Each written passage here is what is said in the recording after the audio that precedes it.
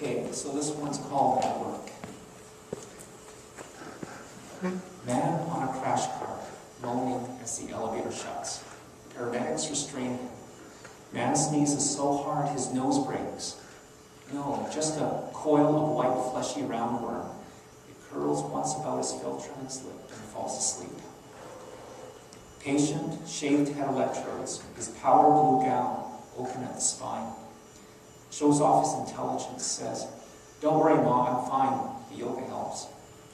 But I see a Zen cone and the sagged skin above his ass, a cross on a leash around his neck that pulls him. "Shooters!" He waves at me, his face suddenly animated. He's pointing to the beaker in my hand. "No," I tell him, "urine." Keats's few sad last gray hairs on an old man's hair. They say that one hair is left on the shaven crown of a dying Muslim so that Muhammad can draw him up to heaven. They say that mandrake root, pulled from earth, cries out. At midnight, my fever spikes. I close my eyes and leave. Return, small and confused by these prostrations, intimations of life's detachment, that you can't trust any higher institution that debits mercy or credits despair. Next day at work, I close myself into darkness, press the button that flows 75,000 volts into a tungsten filament, stripping electrons from its surface. At 10,000 magnifications, I look for herpes virus, cytomegalovirus, rule out candida. Icosahedral, spherical, or filamentous, they rewrite our cells in a field of green light. Illness crystallized. Short wavelengths of electron light allow me to see what visual light can't. I used to think that the day-to-day perceptions, seen through flesh and veins, were experiential, but the truth is, we're like dragons thrown as shadows on the wall. The real world is smaller than we are. A Chinese lantern emanates my thoughts and form outward until I catch myself blurred and magnified, as diffuse as consciousness, bending myths around a lit life. "Home sweet home," she whispers, wheeled into palliative care, her chart binder tucked behind her knees. In her voice, a cold, dead leverage pneumonia. Small, happy, hanging habaneros on the sill at home in half light do not need surgery after they're picked. They're reminding me of what shouldn't be eaten after midnight. Primal as a cut finger, but also whispering like thin Buddhas.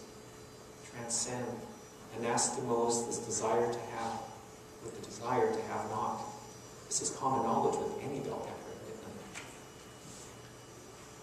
Systems beyond our control. Lady walks in pregnant, rolls out emptied and rid of it. My reason for watching is to protect a way of healing crouched in metaphor. Needle pokes, test tubes, touch-and-go respirations that efface the smiling bedpan. It slid beautifully over the caul, skin over skin, hemmed in and petrified. Knife in, knife out, our angel of measurements.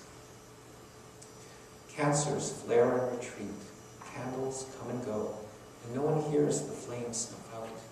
It's that orderly, ordinary hush of hearing each expanse in breath and wondering who put cells in there to cradle catch the air. Skeletons and systems are like the moon without a rabbit, almost featureless, almost rising into plain feature. Jazz clouds play lightly across its pink eye. Forest fire up north, I guess. It's been a dry October, 5 years since June's mother died. Her gravid white eyes in a bruised face nearly forgotten. There are no more alchemies, no elixirs to outlive this going. I touch June's hand and know I belong to her. We forget how cold air spreads our breaths into uncertainty. And when we speak, this warm intent is forked by the tongue into words, half-truths that bypass your inner life. Just your limbs catch fire. Be careful of your heart. Even a good heart can throw a clot, unleash emboli, like time's arrow. Productive criteria, says Dr. Graves. His sister-in-law's daughters were carrying fresh persimmons when the bombs fell on Iraq. Epidemiology relies on productive criteria. The science of sickness, spreading, pandemics and such requires exactitude, violin fingers. Superimposed on Dr. Graves' tall body is the accident of being American and the accident of the world getting too small for common sense. Accidental meetings in the dark-hearted forests of Africa. It's an old doomsday story, despite this beautiful day with beautiful clouds outside.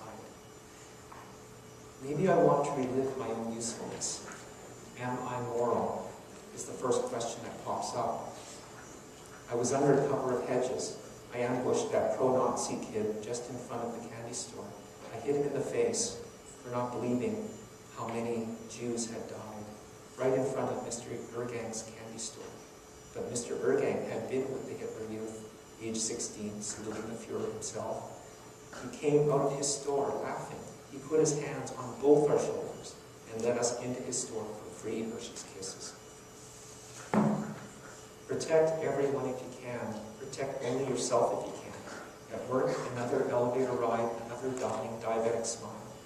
Eschatology is dead. She circles the sun, and the sun circles our body of touch, thrust, memory, and grace. Old dialectics like good and evil stay with me. Nowhere to go but here between the whites of my own eyes. The arc of us blades through winter into spring, and the wait for nothing comes and glows. When I look for, and then I find at the edge of my sight, Pleiades.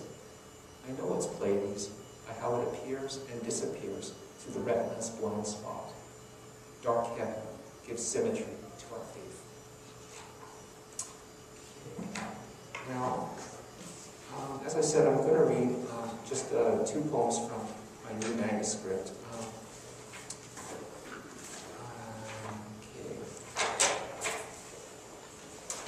This one.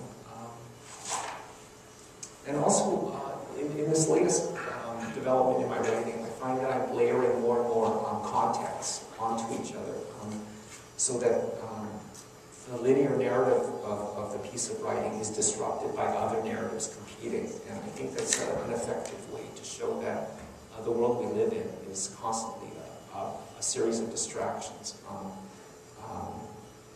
What they used to call the MTV generation. Well, you're used to watching very short clips and surfing and changing channels and getting your attention fragmented and broken up. And so I think my writing is reflecting that more